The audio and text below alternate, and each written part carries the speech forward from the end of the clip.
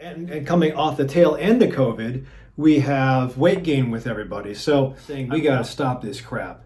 And but it is difficult because if you've been accumulating damage over a course of 2 to 3 decades, when you find that it's time to make the changes, it sometimes is there's so many layers that override the true cause that you got to peel back all those layers. And to pull one layer back, you'll see a whole litany of things and problems to address, and then to pull that layer off another, it's so arduous to get down to the basics. But listen, if you just sit there and continue to just tolerate medicines or get medicines, temporary band-aids, and then just accumulate more and more layers, somebody's going to have to pull those off sooner or later. Or you'll find that every layer is a medicine, another medicine, another layer, another medicine, another layer, and it just makes it even more difficult. So it is an arduous process to reverse engineer how you got to that point, but I think it's worth it to at least try it. Even if you have medicines on board and a endocrinologist, you still have to try to reverse. So it'll make you feel better, and sometimes just chipping away slowly, you'll get one more tap and that iceberg will break. Ketosis is what you might hear as low carb, a little bit more aggressive paleo with less meat, more fat. So the bottom line is that there's been great movements away from high carbohydrate, low fat. And I'm a vegan, so I do a lot of carbohydrates, but I also used to exercise a lot. I'm going to get back into it, I promise. And I'm feeling it. But just because I'm dovetailing this talk because I will be truthful, I'm vegan, but because I've gained so much weight, 10 pounds in COVID times, I actually wanted to try to change up metabolism. So I've gone back to my intermittent feeding cycle. I don't eat from 8 to 12 noon. That's keeping where I'm supposed to be. I've also tried to attempt one meal a day where I used Garcinia cambogia and just ate from like 5 to 7, and that's it. And nothing really came of it. I am now trying keto, but keto, as you know, if you don't know, if you're doing nothing but fats, you have to invest in animal eating. So I'm trying it for 3 weeks. This is my last week, and if you notice, I don't know if you can notice my face, it looks crappy. Just wiping my brow from sweat, it's like, ow, all these pimples hurt. So I'm breaking out like a 20-year-old. And I've got enough scars from way back when, and I'm going to have more scars. Imagine a 60-year-old guy with acne. What the heck? But that is a manifestation of my body kicking back and saying, wait a minute, what are you doing with the fuel source here? So your gut has a direct connection to the skin and the joints. So if the gut is unhappy, you'll manifest it on the skin. Now, when you're younger, there's other hormones involved, but the gut, if it's unhappy, is going to give you a problem with the skin. And my gut's definitely on fire from all the fat I'm eating, because I haven't eaten this stuff in a while.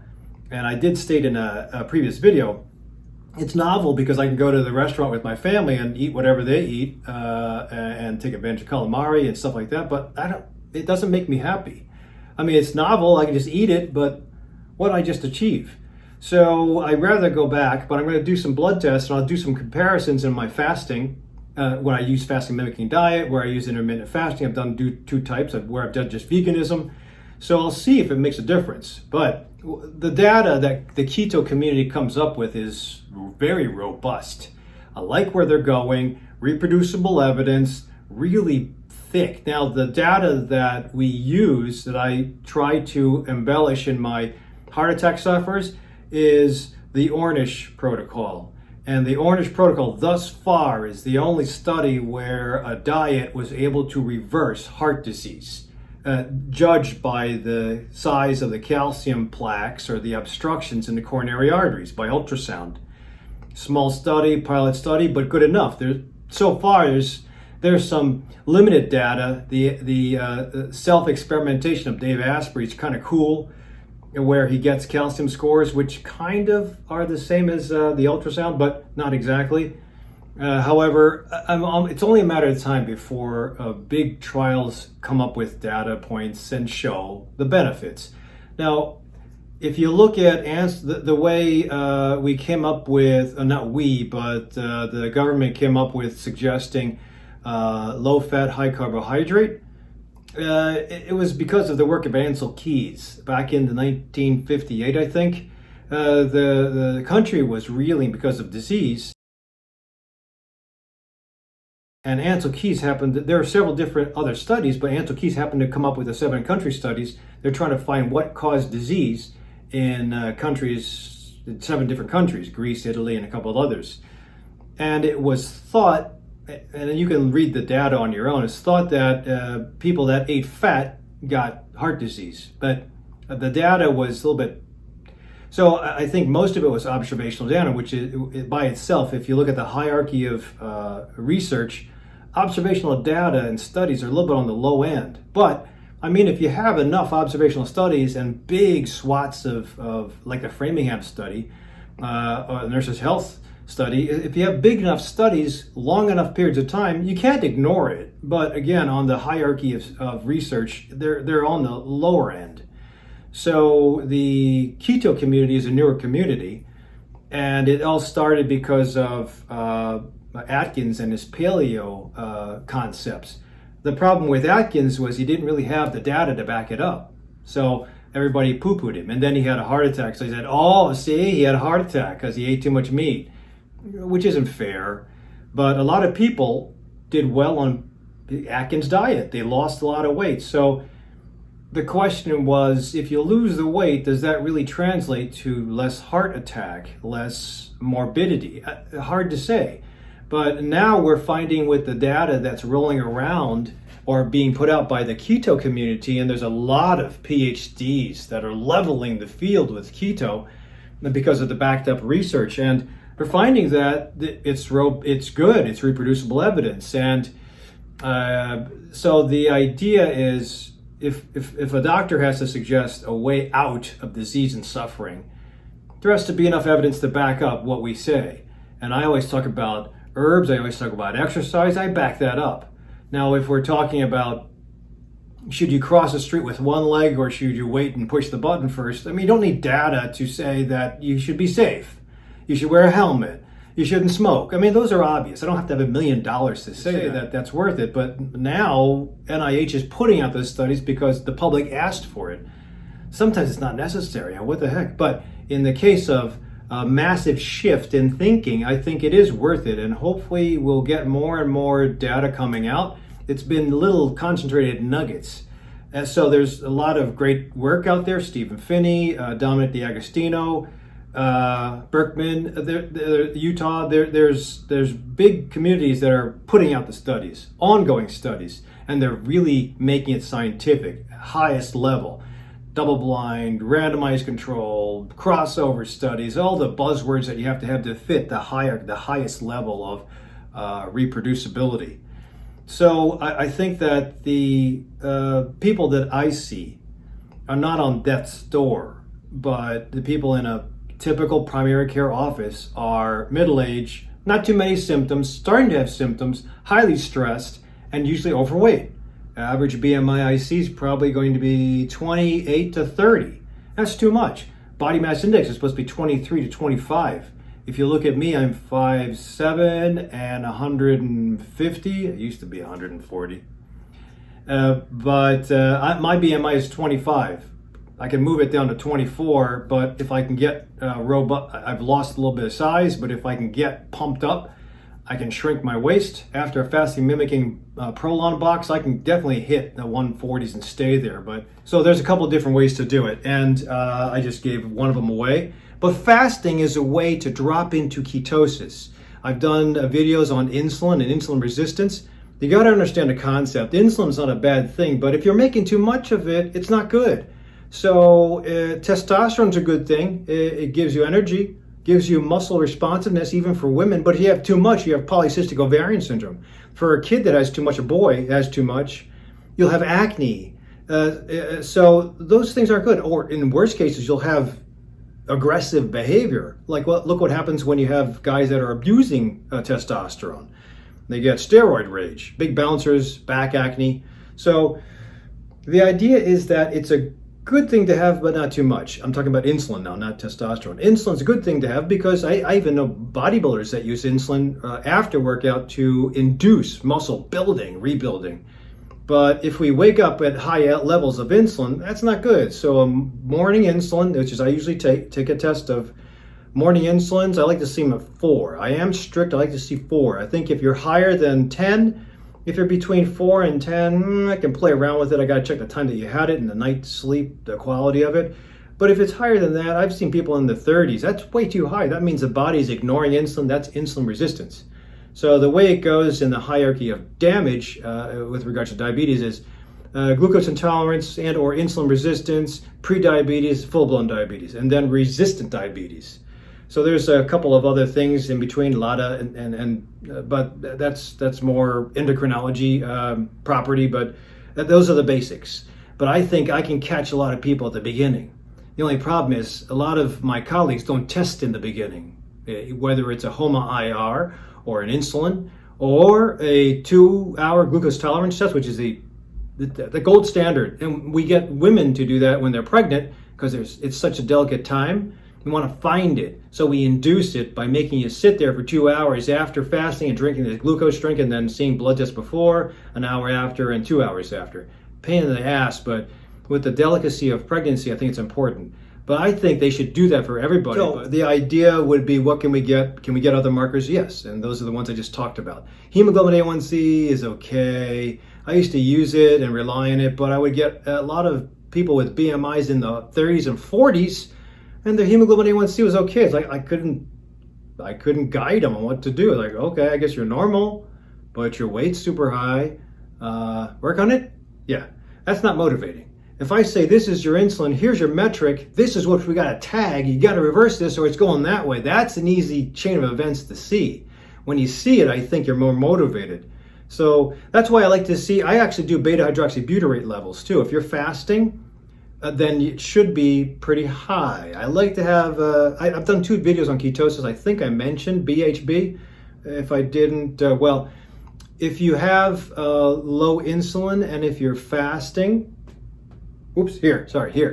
then you should induce ketosis, because when the body has no fuel, then it goes through starvation. When the cells note starvation, they start to get the fuel from your own storage, which is usually adiposity.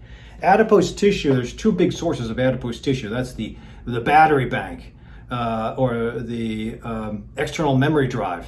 So there's 2 sources. One is under the skin and then subcutaneous fat, and then the other is in the viscera. This is the dangerous one because that is what seems to cause inflammation. Whether it's because the adipose cells in the abdomen send messages to the liver directly or not, I'm not sure. But typically the skin fat is a lot more, it's safer than the visceral fat. So that skinny fat guy, which is kind of beer belly guy, that's a problem because that person is metabolic syndrome, probably. Insulin resistant metabolic syndrome. Waist hip ratio is off, BMI might be a little high, triglycerides will be high, blood pressure. So there's a couple things that will be off that put you into high morbidity. And with COVID ending, cool. But I have a feeling there's another virus coming, and the more medical problems you have, the worse you'll be. And we're already having a lot of disease and it's lingering on past the rest of the world. Why? Maybe it's our lifestyle. I don't know, but fasting is a way to get into ketosis. Usually if you want to start out with intermittent fasting, you just stop eating at 9 o'clock, 2 hours before sleep, because your gut's not made to take all that acid when you lie back. So 2 hours before sleeping and lying down, you should stop your eating and munching and snacking. And yes, even a French fry will break you out of ketosis. I have a restaurateur who, thank God he's back into work here in Bartlett, but during downtime, he told me he eats. He'd grab a snack, a French fry here and there, but just one French fry it's a carbohydrate hit, and it can turn off ketosis and turn on insulin. So if you were in ketosis, If you were taking that fat out of here, using it as your energy source, you have that one French fry, it starts to put back in. And then the insulin, the problem with insulin is that if your body's resistant to insulin and you have one French fry or one sucker or one piece of chocolate or half of a cup of coffee, a Coke, whether it's Coke, Coke free, Coke diet, whatever it is, all that processed stuff. I used to love Coke, but not anymore. So the idea is that if you just get one signal going to the pancreas to say we need insulin, it turns off ketosis, and then it turns on insulin. And then the insulin will eventually make you hunt in about an hour to 2 hours for more food, usually carbohydrate. The insulin will make you hunt for the weirdest things. It's kind of like my medical marijuana patients. Some of them, where they're getting the wrong type of THC, they'll get the munchies. And some of them will have the weirdest munchies. And I'm thinking, that's almost like pregnancy, like pickled ice cream. But that's because the brain is being given two different signals and it doesn't know what it's supposed to believe. I have a patient that goes through, I don't know what the cafe macchiato, the Starbucks, the sugary carbohydrate loaded bomb in Starbucks with like 50 grams of carbohydrates and 20 grams of sugar, I think. I probably blew that apart, but it's like that. So after having that, you're supposed to be full. Or even after having a big double Big Mac or whatever it is that's 500 calories, I'll have somebody within half an hour to an hour that say, I'm still hungry. You should be full, and that's unheard of. You can't be hungry. But the gut, the fat cells and the stomach cells are sending messages to the brain that don't make sense, or the messages are being ignored. That's leptin and ghrelin. But if you're insulin resistant and leptin resistant, and you can do that, ghrelin, you can't. It's hard to measure, but I'm starting to do leptins now. But if you're resistant to all of those, it's because you've been spiking them too high, and the body's kind of defending, or it's kind of closing its ears on these hormones. These hormones keep on jacking up. You got to close your ears. So the rest of the body ignores it. And when the rest of the body ignores it, the dynamics of metabolism are off, and you're constantly going to be storing and hunting, storing and hunting, versus eating and burning and building. So in a long sense, I don't want to make this too long, I'm rambling on again, but fasting does get you ketosis. If it's done with an intermittent fast, if it's done with a pulsed fasting mimicking diet, 5 days a month, if it's done where you're doing a religious fast, one way or another, fasting does get you into ketosis. And then this gets you metabolically flexible so that you can burn carbohydrates, or when necessary, you can burn fat. And you shouldn't just always be storing. At least you have, even if you're not a keto practitioner, or meaning a carnivore type of guy, gal, you won't always be storing the wrong way. You'll at least neutralize all that one-way direction of every fuel source is going into fat and getting bigger and bigger and bigger.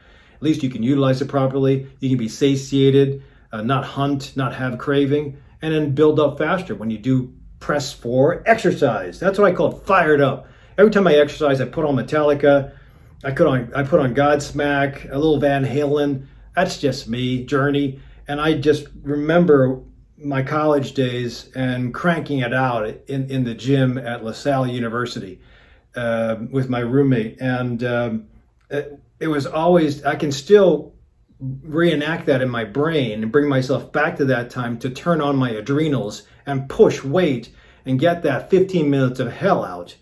But it does, I think exercise, whether I'm sprinting, I'm attacking a hill, or I'm just with hiking, or I'm working out resistance exercise or CrossFit, high intensity interval training, that's my way, but it always causes me to think fired up. When you fire up and exercise, you can actually get into ketosis. It's a little bit tougher, and you have to do it over a prolonged amount of time.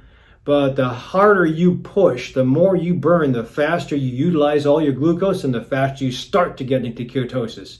It's a little bit more difficult than just working out. Then everybody thinks that they work out well, but until you get to the next level, and it's like, man, my ass is getting kicked. So it's always nice to mess up or change up your exercise routines, but doing exercise on a regular basis, fasted too, I think will help. So you got 2 for 1, will get you into a taste of ketosis. If you want to go full ketosis, the best way is to actually be a ketogenic eater. So the ketogenic diet, a well-formulated ketogenic diet, as Stephen Finney calls it, is what you're supposed to be doing, because everybody's a little different. Not everybody can tolerate the foods. As I mentioned, I'm probably throwing way too much stuff into being keto for this 3 weeks, and maybe doing 3 weeks is not enough. Sometimes by initiating a ketogenic diet, you might have to wait 6 to 8 weeks before your body becomes adapted to keto. But I'm already a faster. So I've tested my blood tests after FMD and intermittent fasting. I can get to levels of 4.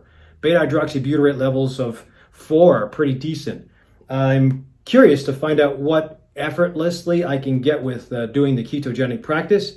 Even if I'm impressed, I will probably not do that because it doesn't resonate with me. I like being a vegan. And I like the community. I like my keto guys, very exciting, but I will probably not do it for a long time. I'm sure when I turn 60 in 2 years that I'll probably want to switch to something different. I mean, it also depends on who your partner is, if your kids are still at home, what you can afford, what the country will have available at that point in time, or will all meat be COVID infected? Who knows? But I think that at this point in time, I'll post my results for my blood test this Friday or Saturday, and we'll see what shows up. But and hopefully my efforts were to change metabolism and move it because it's been stuck. But I think personally, I think the biggest component for mine where I'm getting stuck and gaining weight, I'm putting fuel into my belly, is I'm not exercising as hard as before.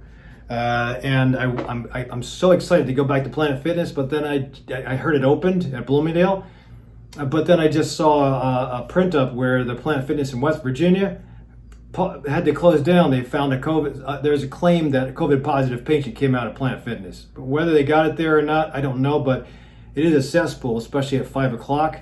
If you can get to Planet Fitness like I used to get to at 5 in the morning, I meant the crowds at 5 p.m., but 5 in the morning, there's hardly anybody there. So you can mask up, maybe wear gloves, stay away from other people. Should be okay. I don't know. Just be safe. I think the times will tell us about whether it's safe or not. If we see a surge by this weekend or next week, then we know it's a problem because it would have started from when everybody went out 2 weeks ago and when everybody went to the protests. So it'll be about the perfect time now is to flare. If we don't flare, cool.